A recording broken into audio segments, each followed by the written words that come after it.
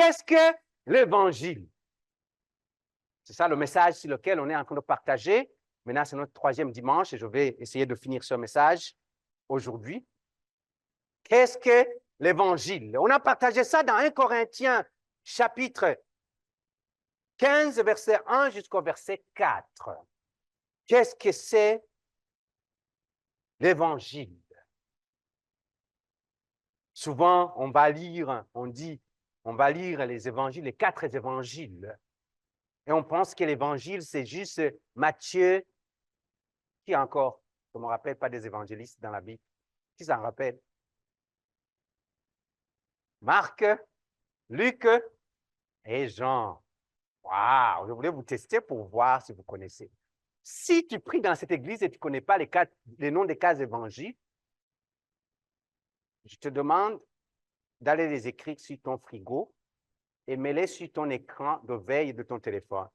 Je suis sûr que la semaine prochaine, tu sauras par cœur, parce que ton téléphone, tu le consultes au moins 15 fois par minute. Amen? Les 4 évangiles. Mais ça ne se limite pas là. Amen? On a vu que l'évangile, ça vient du mot grec qui est euangelion. Euangelion, tout ce que vous voulez. Euangelion. Qui ne signifie rien d'autre que raconter des bonnes choses. La bonne nouvelle. L'évangile, c'est la bonne nouvelle. Alors, Paul est en train de parler aux Corinthiens. Hein? Est en train de parler aux Corinthiens. Il leur dit, je vous rappelle, frères, l'évangile que je vous ai annoncé, que vous avez reçu, dans lequel vous avez persévéré. Ici, il n'a pas annoncé l'évangile, puis ils l'ont écouté, puis ils l'ont oublié. Paul est en train de témoigner que réellement il les a observés, réellement il les a vus, et ils ont persévéré dans l'évangile qu'il leur avait annoncé. J'aimerais que les chrétiens d'aujourd'hui puissent comprendre ce message, de recevoir l'évangile puis de persévérer dans l'évangile. Parce que beaucoup reçoivent l'évangile, ne persévèrent pas dans l'évangile. On l'écoute comme si on allait à l'hôpital pour avoir une injection. Et après, on rentre à la maison, on oublie même la date où on a reçu l'injection. On ne vient pas à l'église pour juste avoir une injection. Et après, on rentre, on ne se rappelle même plus qu'est-ce qui a été dit, qu'est-ce qui a été enseigné dans l'église. Donc, on doit persévérer dans cet évangile, dans cette bonne nouvelle. On a vu dimanche passé que quand on ne persévère pas dans la bonne nouvelle, il y a la mauvaise nouvelle qui va prendre place.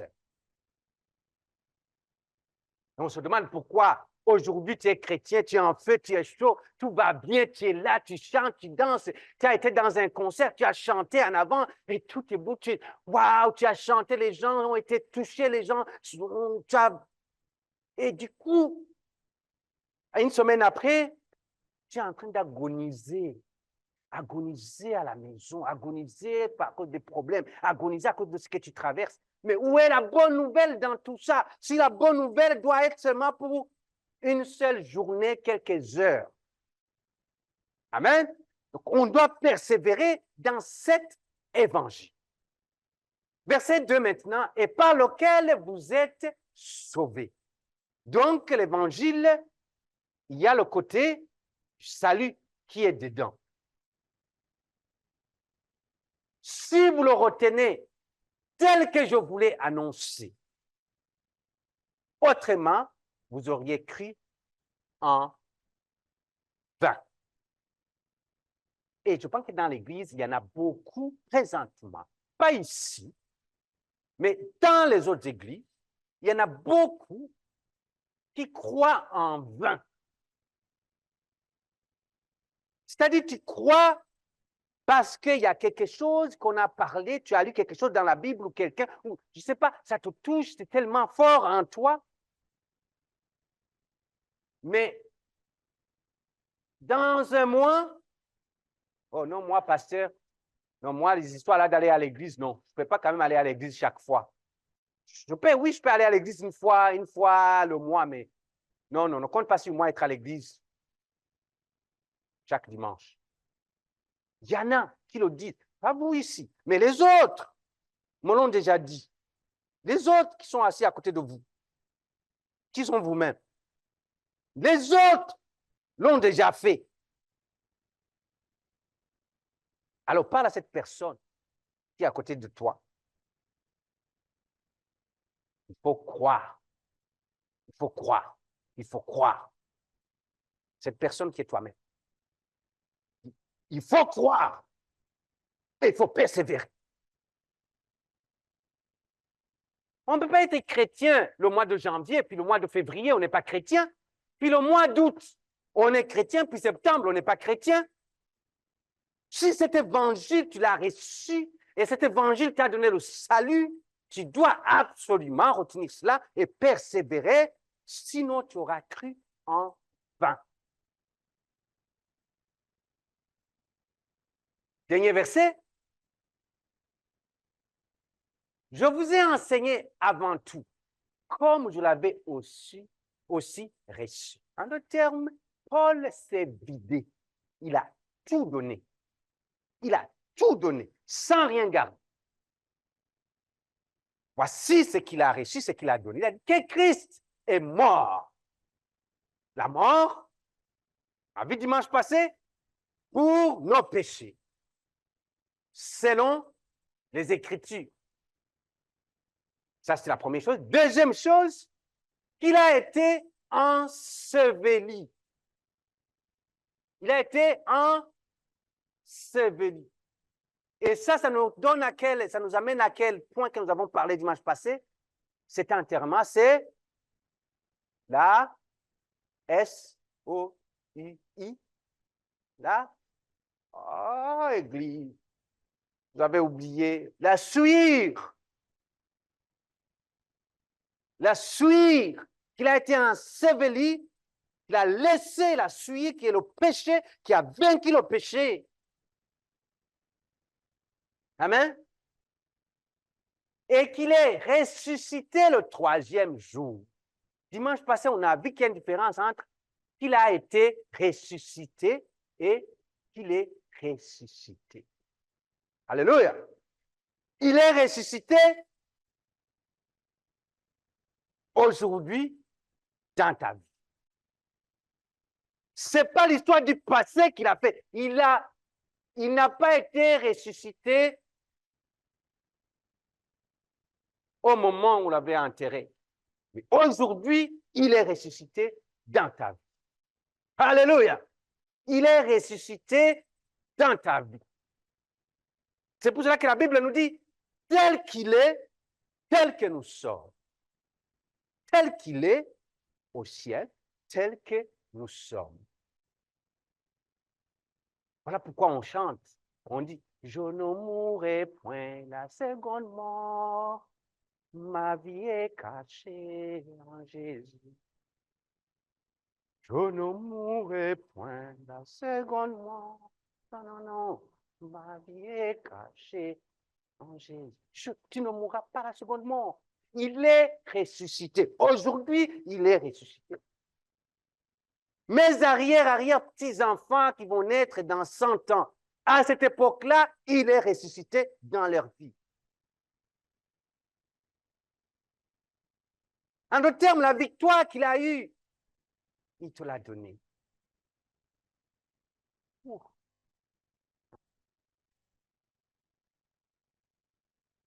OK. Il me reste 10 minutes, puis j'ai fini. On a vu dimanche passé au niveau de ce fondement-là, au niveau de la parole, au niveau des versets, de cet aspect, quand on dit qu'il est mort, il a été enseveli et il est ressuscité.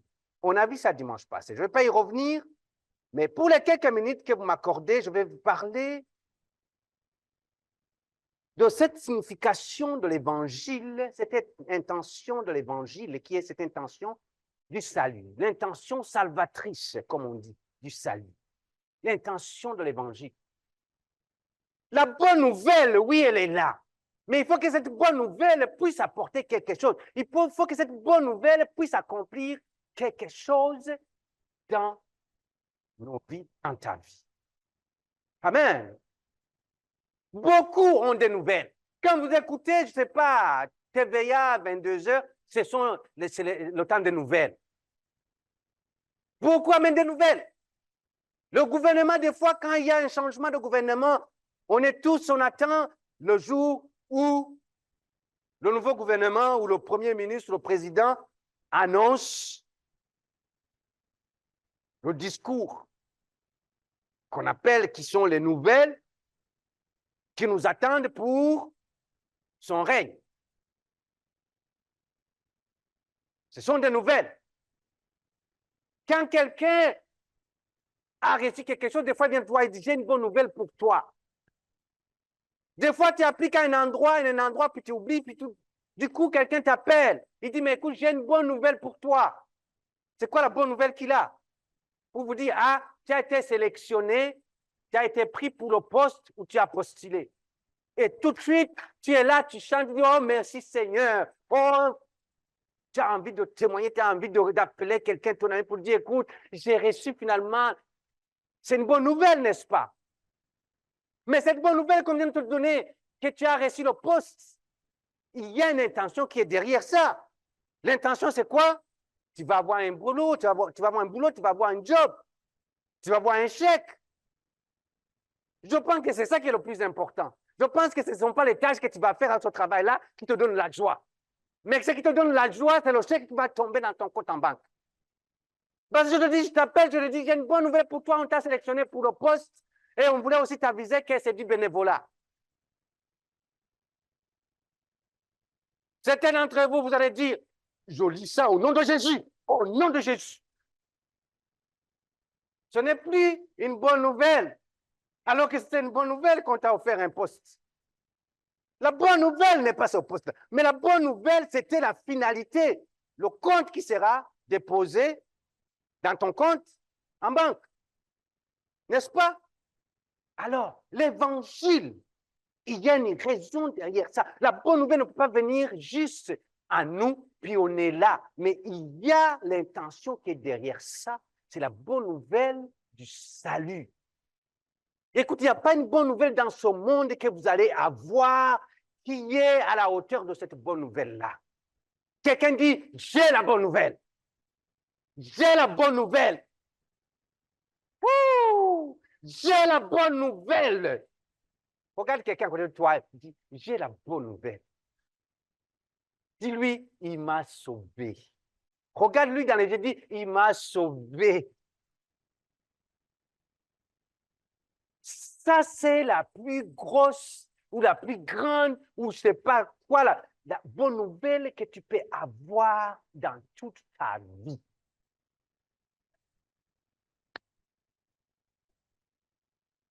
Ah, on n'a pas tout le temps. Dans Actes chapitre 16, verset 31, nous dit ceci. Actes chapitre 16, verset 31. Ça, c'est un de mes versets préférés. Je me rappelle même que quand j'étais le chef de protocole à l'église à Montréal, j'avais proposé au passé, j'ai dit, est-ce que sur notre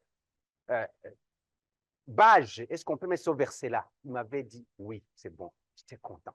Et c'était, je ne sais pas si ils ont encore ça, mais c'est ça qui est sur leur badge.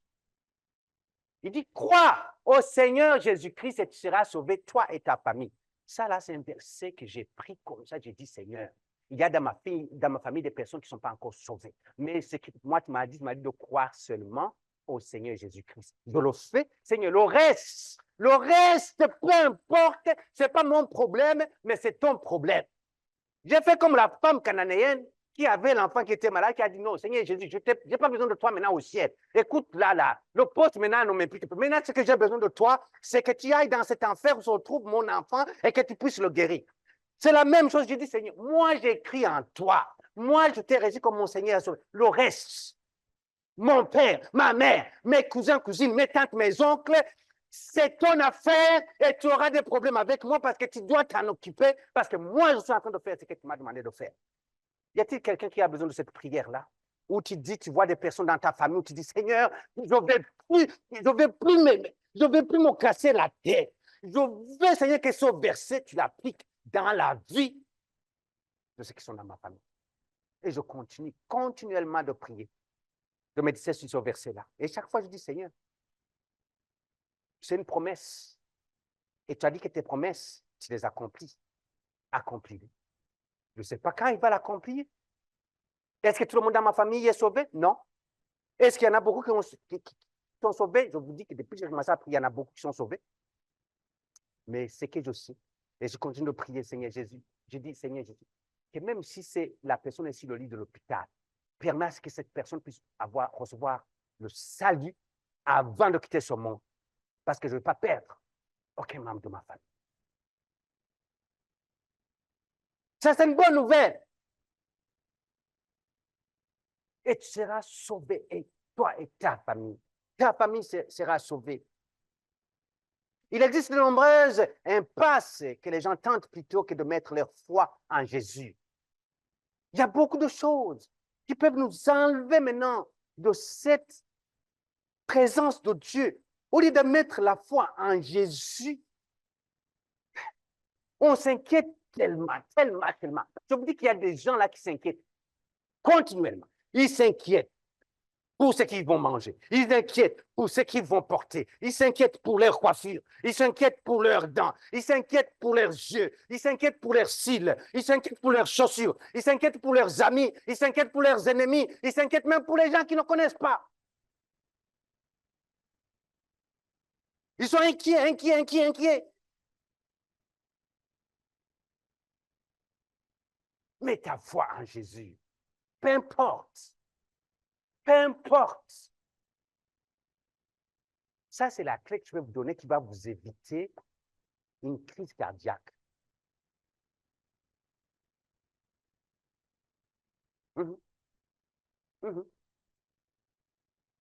Tellement de pression dans ce monde, tellement l'ennemi nous amène la pression, mes frères et sœurs. Allez dans Proverbe chapitre 14, verset 12, je vais vous montrer quelque chose.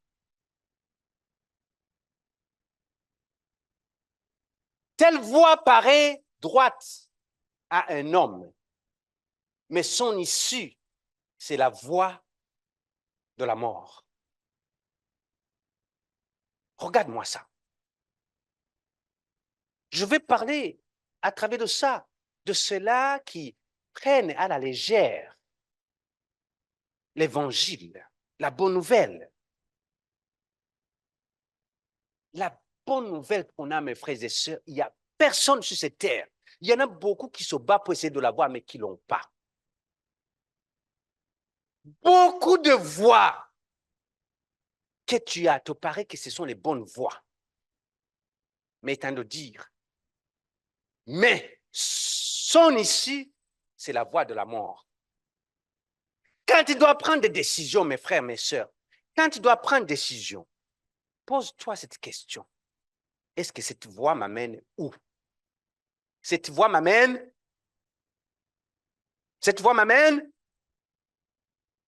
Dans mon pays, il y a je sais pas, c'est un adage ou un proverbe, ils disent que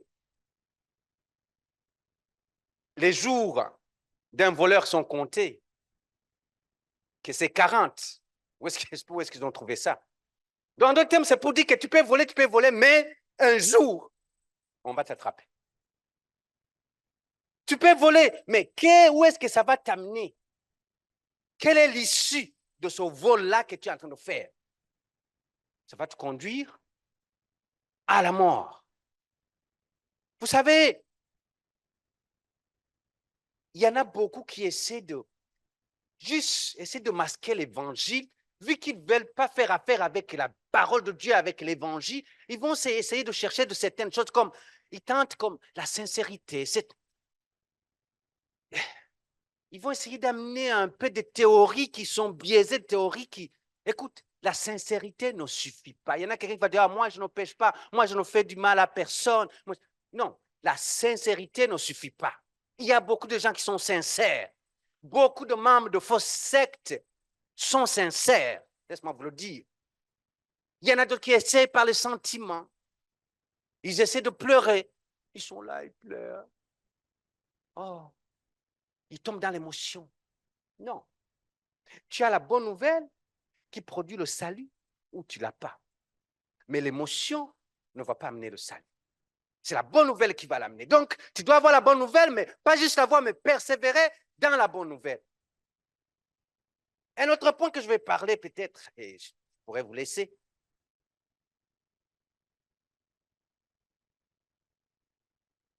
Tu peux croire à l'évangile et être fortifié.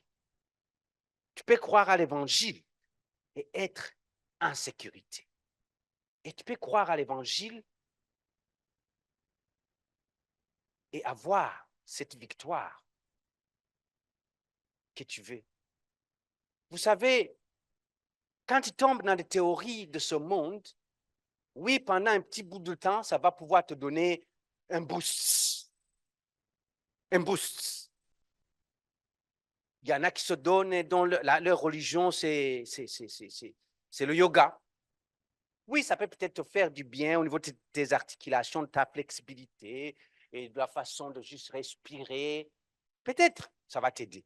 Mais il va arriver un moment où le yoga ne va pas t'aider. Le jour où tu vas te retrouver sur le lit de l'hôpital, où tu es connecté sur des machines, où le médecin te dit que tu ne pourras pas bouger jusqu'à ce qu'une infirmière vienne te bouger de côté. J'aimerais ça venir là, à ce lit-là, puis te demander de faire du yoga, puis voir comment tu vas faire du yoga là-bas. Tu ne pourras pas faire du yoga. La seule chose qui va te rester, quand tu seras là, c'est de dire, Seigneur, je te remercie parce que je t'ai connu. Je t'ai reçu dans mon cœur comme mon Seigneur et Sauveur. Et tu as changé ma vie. J'ai la vie éternelle. Peu importe ce qui arrive ici, si sur le lit de l'hôpital, je sais que la direction, la finalité, l'issue, je sais que c'est la vie céleste.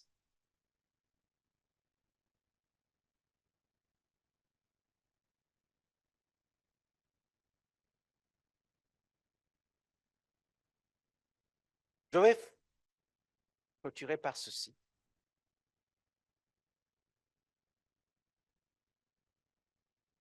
Souvent, tu vas être faible dans la vie de tous les jours. Tu vas être faible et tu pourras dire, mais pasteur, c'est dur, c'est difficile. L'évangile, c'est bon, la bonne nouvelle, c'est bon. Mais,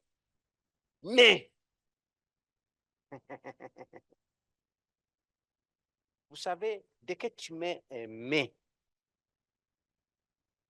tu viens d'annuler tout ce qui vient avant. Dans une phrase en français, c'est que dès que tu mets un mais, tout ce qui vient avant, tu viens de l'annuler.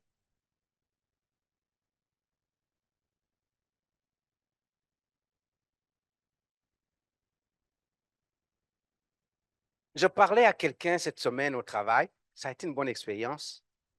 Travaille avec moi. Parce qu'il me disait, tu vas en vacances, qu'est-ce que tu vas faire? Je dis, non, non, je vais être à l'église. Je vais avoir un peu de temps pour travailler aussi à l'église. Il a dit, mais à l'église, au lieu de prendre les vacances? Je dis, oui, il y a des choses, c'est ma vie, ça. Il a dit, ah, mais toi aussi.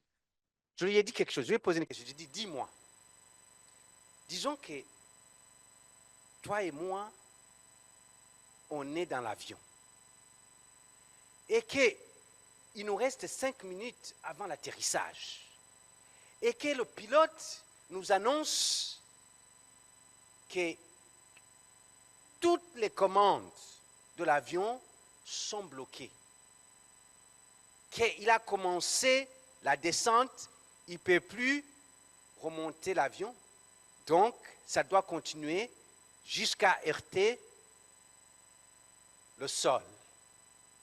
J'ai dit, on a 5 minutes. Je lui ai dit, qu'est-ce que tu ferais? Il m'a regardé, il m'a dit, mais toi aussi, rien? Il a dit, non, j'ai dit, non, quand même, tu dois faire quelque chose? Il m'a dit, non, rien. Je vois comment il était troublé. Lui, je vois dans sa tête comment il voyait à cette mort imminente qui est là. Je dis, non, non, non, disons qu'on est en train de parler, puis là, on vient de finir 2 minutes 50. Il nous reste 2 minutes avant qu'on heurte le sol. Ton cellulaire, il ne fonctionne pas, il n'y a rien qui fonctionne, tu peux appeler personne. Qu'est-ce que tu fais? Il a dit, je suis foutu, je suis fini. J'ai dit oui. J'ai dit, c'est ça la différence. Je dis, moi, j'ai une bonne nouvelle pour moi. Quand ce moment-là va arriver, moi, je vais dire, Seigneur, merci de m'avoir préparé. Car le temps est arrivé où je vais te rencontrer. Et je vais le dire. Pas que j'aurai un sourire. J'aurai la peur, je serai, mais dans mon cœur, je vais dire, Seigneur, je t'ai reçu comme mon Seigneur et Sauveur.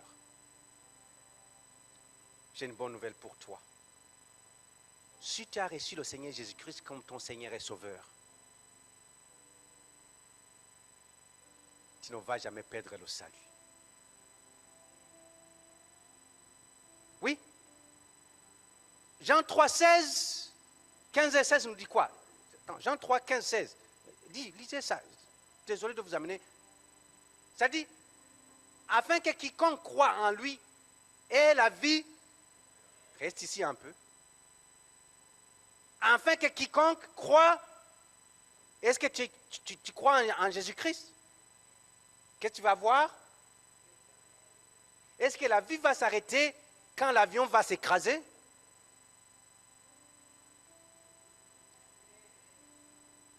Prochain. Car Dieu a tant aimé le monde qu'il a donné son Fils unique afin que quiconque croit, ça c'est la bonne nouvelle, ne périsse point. Lui il me disait que on va périr tous ici dans l'avion, si on écrase, on va périr tous, Didier, on va périr tous. J'ai dit non, j'ai dit je ne veux pas périr. Pourquoi? Parce que j'ai la bonne nouvelle qu'ici on me dit que je ne périrai point, mais que j'aurai la vie éternelle. Le problème de nous les chrétiens, la vie éternelle, quand la Bible nous parle de la vie éternelle, on regarde la vie éternelle autour de nous, où est-ce qu'elle se trouve? Physique, visible, naturelle. C'est ça qu'on cherche. Mais j'ai une bonne nouvelle pour toi. La vie éternelle n'est pas sur cette terre. La vie éternelle est après cette vie sur cette terre. Oh, qu'il est bon, ce Dieu-là. Il t'a donné une bonne nouvelle. Je vais te demander, dans la bonne nouvelle qu'il t'a donnée, est-ce que le salut fait partie de ce que tu as reçu? Si tu ne l'as pas encore, je te demande de recevoir le Seigneur Jésus-Christ comme le Seigneur et Sauveur. Si tu as reçu le salut, est-ce que c'est que Paul a dit aux Corinthiens qu'il faut qu'ils persévèrent? Est-ce que tu es en train de persévérer dans cette bonne nouvelle? Où il y a des mauvaises nouvelles qui sont autour de toi et tu regardes ces chemins-là dont la Bible vient de nous dire que l'issue conduit vers la mort. Quel chemin? Qu'est-ce que tu fais avec cette bonne nouvelle? Tout est dans tes mains. Tout est dans tes mains.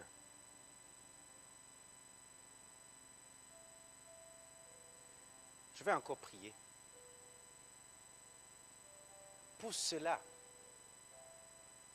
qui pensent qu'ils n'ont que des mauvaises nouvelles autour d'eux. Tout le monde debout. Je vais prier. Si autour de toi, tu vois des mauvaises nouvelles, c'est normal que l'ennemi essaie d'amener des mauvaises nouvelles. Et des fois, je sais que ce n'est pas facile de gérer ça. C'est difficile, c'est compliqué, ça donne douleur. Ça vient te chercher au fond de toi-même. et tu n'es pas capable, ça devient trop. Ça, c'est le travail de l'ennemi. C'est le travail de l'ennemi. Mais ce n'est pas comme ça, ce n'est pas ça la mission de notre Seigneur. Il a dit pour que nous ayons la vie et la vie en abondance. Vu que tu as essayé de gérer ce qui se trouve autour de toi, qui ne sont pas des bonnes nouvelles et que ça n'a pas marché, je vais te proposer une solution. Es-tu prêt à déposer ces mauvaises nouvelles au pied de la croix de Golgotha et se retirer et les regarder au pied de la croix et intercéder en les regardant au pied de la croix avec une victoire en toi, car les mauvaises nouvelles seront au pied de la croix, ne seront pas avec toi.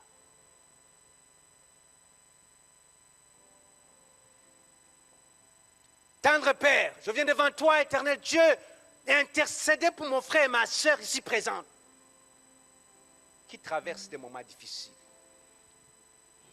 qui traversent des mauvaises nouvelles présentement, qui sont au milieu, Seigneur, de l'océan. Ils ne savent pas comment nager. Ils ne savent pas s'il faut se diriger à gauche, à droite, en avant, en arrière. Seigneur, tout autour d'eux, éternel Dieu, ça semble être compliqué, difficile, dans tous les aspects. Seigneur, ce sont des mauvaises nouvelles. Et en tant qu'être humain, des fois c'est difficile. Mais Seigneur, je prie que tu puisses donner la force à cette personne de déposer, Seigneur, cette mauvaise nouvelle. Alléluia, Seigneur, sur les pieds de la croix de Golgotha. Et éternel Dieu, de se retirer et de pouvoir intercéder, prier pour ces mauvaises nouvelles sans les porter sur notre dos.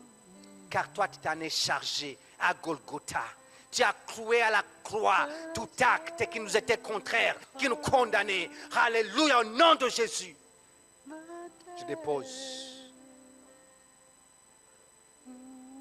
tout au pied de la croix de Golgotha maintenant. Laisse que ma soeur, laisse que mon frère soit affranchi maintenant de ces fardeaux que nous portons.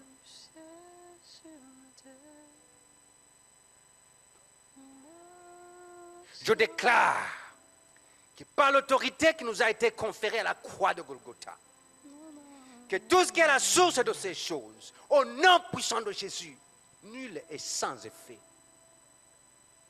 Laisse que la puissance de Dieu tombe sur ces situations autour de nous. Et que tout change en un clin d'œil dans le monde spirituel. Peut-être dans le monde physique, je ne vais pas le voir tout de suite, mais que dans le monde spirituel, le miracle s'opère au nom puissant de Jésus.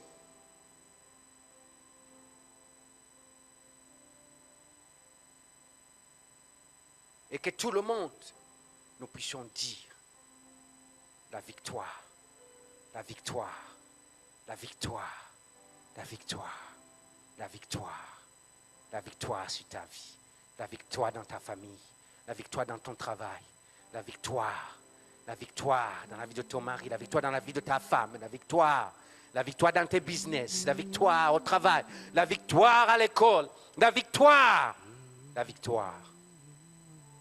Au nom puissant de Jésus. Amen. Amen. Amen. Juste les mains levées.